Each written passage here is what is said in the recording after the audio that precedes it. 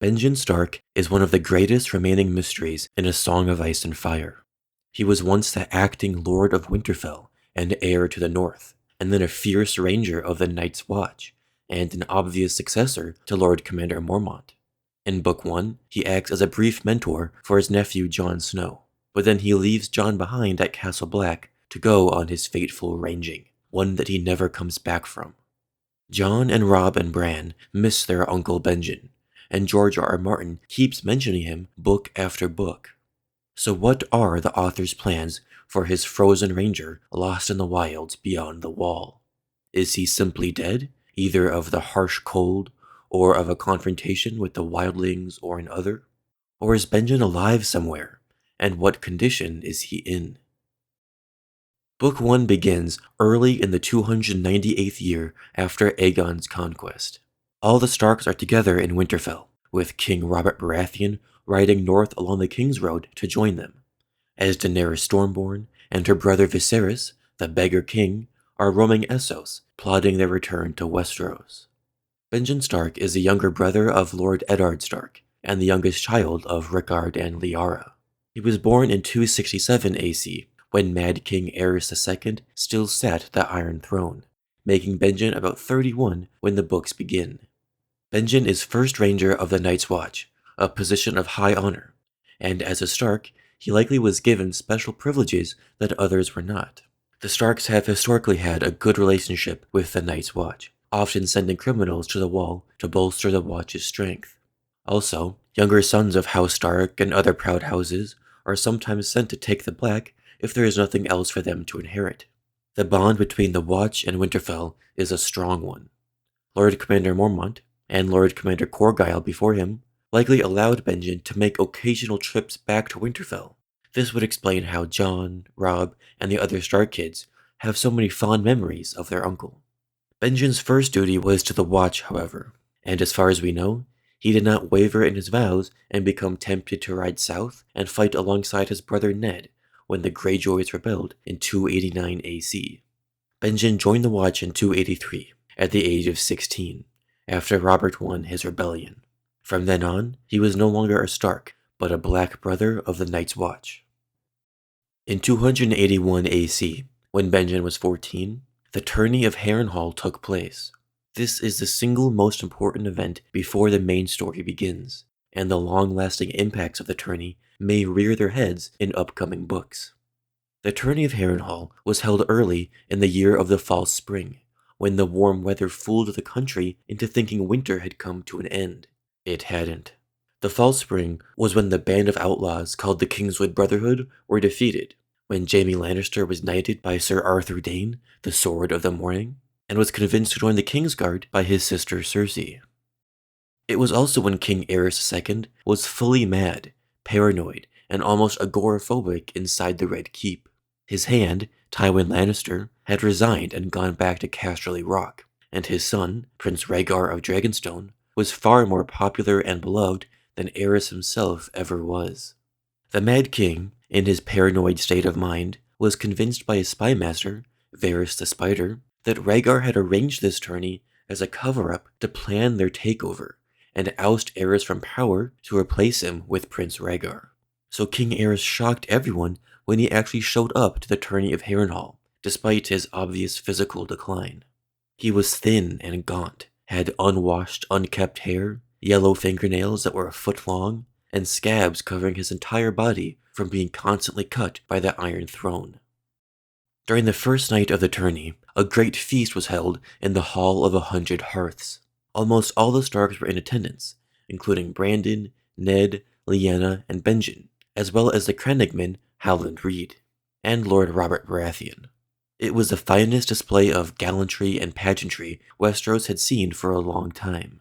That night, however, little Howland Reed was attacked by 3 squires, who took his spear and called him a frog-eater. Howland was saved by the she-wolf of Winterfell, Lyanna Stark, who fought off the squires with a tourney sword. Lyanna then took Howland back to the Stark's tent, where he met the rest of the wolf pack. Brandon, the wild wolf who led them, Ned, the quiet wolf beside him, and Benjen, the young pup. All 5 of them went to the feast together, and when Rhaegar the Dragon Prince sang a sad song, Lyanna cried, and then poured wine on Benjen's head when he made fun of her for it. According to Howland Reed, Ashara Dane of Starfall was the fairest maid in attendance, with her dark hair and her laughing violet eyes. She danced with the Knight of the Kingsguard, probably Barristan Selmy, and then with Oberyn Martell, the Red Viper of Dorne, with Jon Connington, the Griffin Lord, and finally with Ned Stark, the Quiet Wolf, but only after Brandon spoke to her on shy Ned's behalf. During the dancing, Howland Reed spotted the squires who attacked him, so Benjen and Lyanna offered to find Howland a horse and armor that would fit him so that he could challenge them and regain his honor. But reeds are small, and Howland felt hopeless as he prayed to the old gods of the north while looking to the Isle of Faces across the water. There were 5 days of jousting, and on the second day, a mystery knight appeared. No one knows for sure who it was, but Mira Reed says that the knight was short of stature and clad in ill-fitting armor made up of bits and pieces. The device upon his shield was a heart tree of the old gods, a white weirwood with a laughing red face. The mystery knight challenged those 3 squires who attacked Howland Reed, and defeated each one. The next morning, this mysterious Knight of the Laughing Tree disappeared, and a wroth King Aerys sent his son Prince Rhaegar to find him. As the story goes, all that was found was the painted shield hanging in a tree, and the identity of the knight was never revealed. A popular fan theory is that the Knight of the Laughing Tree was the she-wolf, Lyanna Stark, fighting for Howland Reed's honor. She does match the physical description of a small knight in ill-fitting armor, and jousting is said to really be more about how good of a rider you are than how strong of a fighter you are. So it does make it possible that Lyanna, a skilled rider, could unhorse 3 men. The Knight of the Laughing Tree also had a quote booming voice, which could be caused by the echo of Lyanna's 15-year-old girl voice reverberating inside the metal walls of her oversized helm. The theory goes that when Rhaegar went in search of this mystery knight, he found Lyanna and Benjen in the woods, with the armor she had used and the shield of the weirwood. This is how the Dragon Prince and the she-wolf may have met and fell in love, and Benjen was there to witness it. If Rhaegar and Lyanna met in the woods, this would explain why, at the conclusion of the tourney, when Rhaegar became the champion, the prince crowned Lyanna Stark as the Queen of Love and Beauty. Rhaegar was married to Elia Martell, the mother of his children. Why would he lay a crown of blue winter roses in Lyanna Stark's lap? Maybe because they already met a few nights before and fell in love. The timeline between the end of the Tourney of Harrenhal and the beginning of Robert's Rebellion is very murky, but there was enough time for Benjen to get back north and for Ned and Robert to get back to the Eyrie, where they were being fostered by Jon Arryn, since it was there in the Vale of Arryn that the news of Lyanna's capture reached them. Young Benjen Stark, still a 14-year-old boy, would have wanted to keep his big sister Lyanna's secret, since he knew that it would upset their father, Lord Rickard, who had already arranged a betrothal between Lyanna and the Stormlord, Robert Baratheon. If Benjen had told anyone, they would have stopped Lyanna. Lyanna didn't like Robert, so she ran off with Rhaegar Targaryen, without telling anyone where or why, and thus the rebellion began, and thousands of people died because of a misunderstanding, or because Rhaegar was so high on his own prophecy that he stopped caring about the good of the realm. But who can say for sure? During the rebellion, Benjen was the Stark in Winterfell. When the war was over, and Ned returned to Winterfell with a bastard boy, Jon Snow, Benjen left for the Night's Watch within a few months of Ned's return. At first glance, this decision makes no sense at all. Both Rickard and Brandon Stark were killed by the Mad King, and House Stark had been reduced to just 2 men, Ned and Benjen, and 2 infants, Robb and Jon. And of course, Jon was a bastard.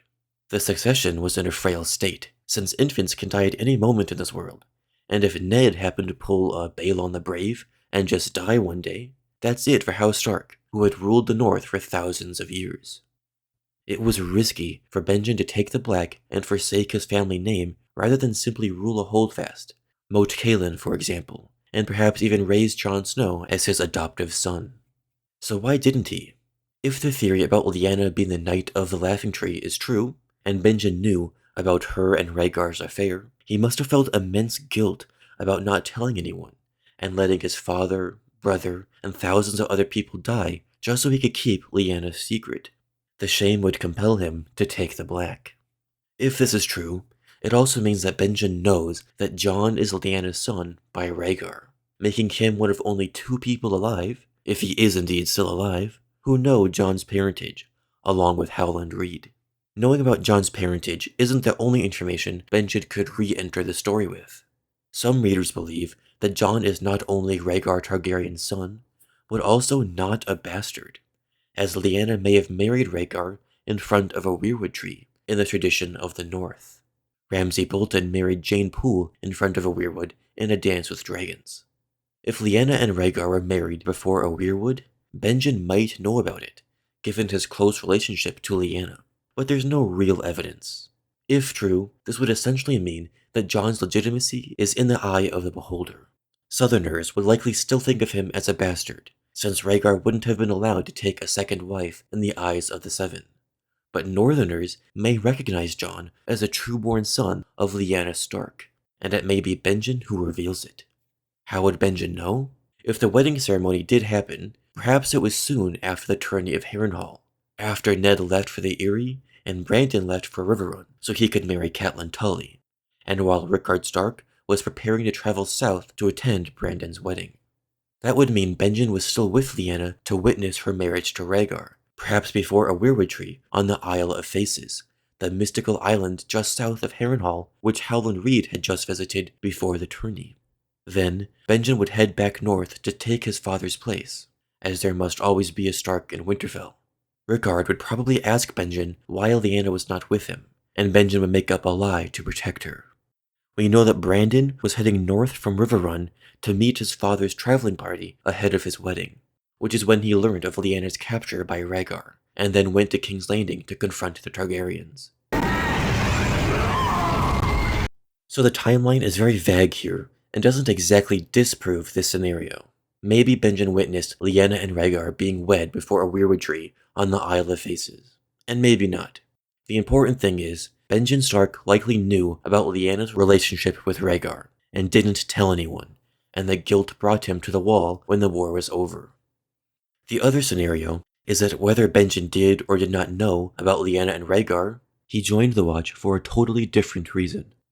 Given the fragile succession of House Stark after the rebellion, the only reason it might make sense for Benjen to join the Wall is because the Night's Watch was about to get an enormous influx of new recruits, men who were loyalists of House Targaryen, men like Alliser Thorne, who chose to take the Black rather than be killed by Robert Baratheon.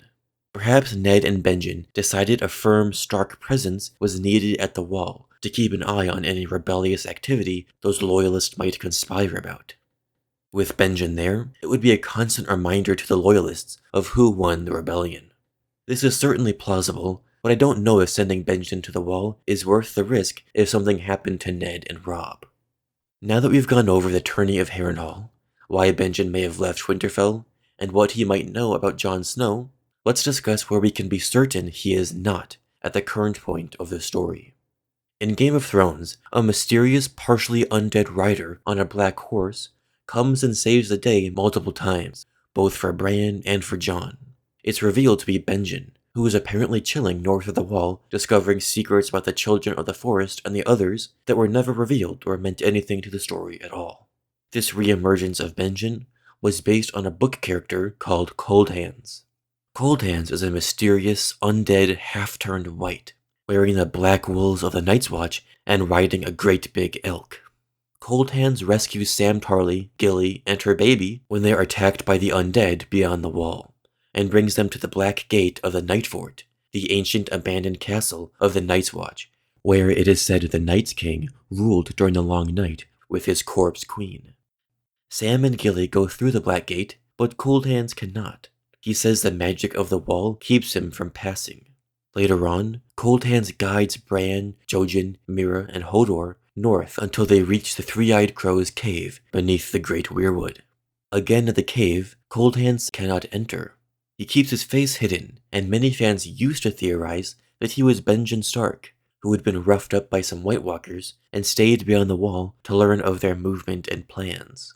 However, this theory was debunked when a fan visited Texas A&M's library. There, they found an original manuscript from A Dance with Dragons, which one of George R. R. Martin's editors had made a note in, asking if Coldhands was Benjen Stark. George simply wrote, no. Also, Bran asks Leaf about Coldhands, and Leaf says they killed him long ago. It wasn't so long ago that Benjen went missing, only 2 years prior. So Coldhands' identity remains a mystery, but is certainly not Benjen. Perhaps he is one of Bloodraven's Raven's Teeth, who was sent to the Wall with him way back in 233 AC, 65 years before the books begin. 65 years is more long ago than 2 years, but I'd wager Coldhands is even older still. Perhaps he is a remnant of the Night's Watch of old, when the Black Brothers were ruled by the Night's King from the Night Fort. So where is Benjen if he's not Coldhands? In Book 2, at the Feast of the First Men, Jon Snow uncovers a stash of obsidian knives, arrowheads, and spearheads, as well as an ancient cracked war horn believed by some to be the Horn of Winter, with the ability to bring down the wall. The weapons are hidden within thick black wool, a Night's Watchman's cloak, and Jon thinks it was recently buried. It seems like a ranger of the Night's Watch found these magical dragon glass weapons, which can be used against whites, and he hid them where he thought people would come. If this was Benjen Stark's work, he may have surmised that if his brothers came looking for him, they'd come through the Fist of the First Men. When Benjen left on his ranging, he told Jon that he may look as far as the Shadow Tower for Waymar Royce, the missing ranger who was killed by others in the prologue of Book 1. Then, once Benjen went missing, we learn that Qhorin Halfhand led a search party after him from the Shadow Tower. During the Halfhand search, they'd found nothing aside from a few blazes in the trees that Benjen had left to mark his way. In the stony highlands to the northwest, the mark stopped abruptly, and all trace of Ben Stark vanished. The Fist of the First Men, where Jon found those obsidian weapons, is directly north of the Shadow Tower, so it's in the general location Benjen went missing. Later, in Book 2, Jon and Lord Commander Mormont come across several abandoned villages. They both agree that had Benjen come across these same empty villages, he would have made it his purpose to learn why they were abandoned. Craster told Mormont that Mance Rayder was gathering his army in the Frostfangs, which would explain the empty villages. If Benjen followed the trail of villages, he would have been led to the Frostfangs, potentially to his doom. So there we have some solid evidence for Benjen's purpose and location. Or at least his location as of the middle of Book 1, when he was northwest of the Shadow Tower and potentially around the Fist, on his way to the Frostfangs. His purpose might have been to intentionally stay beyond the wall, not go back to Castle Black, and uncover some crucial intel about why the villages were abandoned. Benjen's snooping very likely could have gotten him killed if he was led to a group of wildlings who had left those villages to join Mance's army, or if he was intercepted by the others who wanted to feast on some Stark blood. Benjen Stark grew up hearing the same scary stories from Old Nan that we read in Bran's chapters. In Book 1, Old Nan tells Bran about the Last Hero, a legendary figure in First Men culture. As the story goes, the Last Hero and his companions searched far and wide during the long night for the mystical children of the forest, in the hopes that their ancient magics could win back what the armies of men had lost. He set out into the Deadlands with a sword, a horse, a dog, and a dozen companions. For years he searched, until he despaired of ever finding the children of the forest in their secret cities. One by one his friends died, and his horse, and finally even his dog, and his sword froze so hard the blade snapped when he tried to use it. And the others smelled the hot blood in him and came silent on his trail, stalking him with packs of pale white spiders, big as hounds. Bran always liked the scary stories. Just a few moments later, he sat with his brother Robb in Winterfell's Great Hall, and received Tyrion Lannister and a few brothers of the Night's Watch, on their way down south from Castle Black. The Night's Watchmen told them that their Uncle Benjen went in search of Waymar Royce, and he's late returning, too long, most like he's dead. Robb's response was to shout, "My uncle is not dead. Do you hear me? My uncle is not dead." Bran, after just hearing Old Nan's story about the Last Hero, said, "The children of the forest will help him. The children of the forest." Maester Luwin says they've been dead for thousands of years, and all that's left of them are the faces in the trees. But that's not true. Bran meets the Children of the Forest in Book 5. Some are with the three-eyed crow in his cave. So maybe Bran isn't wrong. There's not a man on the wall who knows the haunted forest better than Benjen Stark, according to one of the brothers who met with Robb.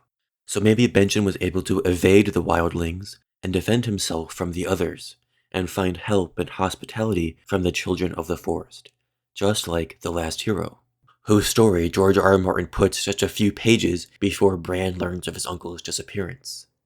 Ultimately, there's a much more straightforward, meta explanation for why Benjen Stark hasn't reappeared yet in A Song of Ice and Fire. He simply knows too much. George R. R. Martin has certain characters who can't be point-of-view characters, since their memories and thoughts would reveal too much information about the story. For example, if Euron Greyjoy was a POV character, that would strip his character of that cloudy uncertainty of just how big of a maniac he is. In that same vein, some characters must be kept off-page entirely, since any interaction with them would reveal too much too early. For example, Howland Reed keeps getting referred to in Ned Stark's memories, or from Jojen and Mira's stories, and King Robb Stark even sends an envoy carrying his will to Greywater Watch in Book 3 to deliver war intel for Howland. But as of yet, we haven't gotten to see Galbert Glover and Mage Mormont speak to Howland, who, at the current point of the story, knows about Jon being Robb's heir, as well as Jon being born at the Tower of Joy. And that's not to mention all the green-seeing lore he might be carrying around in that swampy noggin of his from his journey to the Isle of Faces. Benjen Stark is just like Howland Reed. If he's still alive, George needs to wait for the perfect time to bring Benjen back into the story. In that way, he's one of the biggest Chekhov's guns in A Song of Ice and Fire. That is, a crucial plot element introduced early in the story, but whose payoff won't occur until some climactic point in the future. Benjen Stark will re-enter the fold, and he may have stories to tell about the others, the lands of Always Winter, the Children of the Forest, and maybe even Jon Snow's dragon and wolf bloodline. So to recap, Benjen Stark was the wolf pup of his family, always close with his big sister Lyanna. He and his siblings attended the Tourney of Harrenhal, where their foundation was laid for Robert's rebellion. There, Lyanna may have met and fallen in love with the dragon prince Rhaegar, and Benjen may have witnessed it. Benjen then kept his big sister secret all throughout the war, in which his father, brother, and thousands of other people died. The guilt and shame compelled Benjen to take the Black, where his secret couldn't hurt any more people. He grew to become First Ranger, and a mentor to Jon Snow, the prophecy baby born of Lyanna's scandalous affair. Benjen left Castle Black on arranging to find his brothers and Waymar Royce's party, but then he too went missing, never to be seen again in the story. This is all just theorizing, and Ben Stark may just be a frozen corpse beyond the wall, but with little detail such as Othor and Joffrey Flowers, who were with Benjen in his raging party, returning to Castle Black as undead whites, whereas Benjen did not, there is room for speculation. Did Benjen bury the Dragonglass and Horn of Winter for Jon and the Night's Watch to find? Is he so far north in the lands of Always Winter, gathering clues about the others, that no other characters would catch wind of him? His nephew Jon Snow is dead, murdered by his own black brothers, but Jon's spirit is theorized to have been warged into his direwolf Ghost before his body died. Perhaps Ghost will come across Ben Stark in the Winds of Winter, and Jon will be resurrected with the knowledge of where his uncle is, dead or alive. If he's truly alive, when will Benjen reappear, and what will he have to say? Let me know your thoughts down in the comments. Thanks for watching.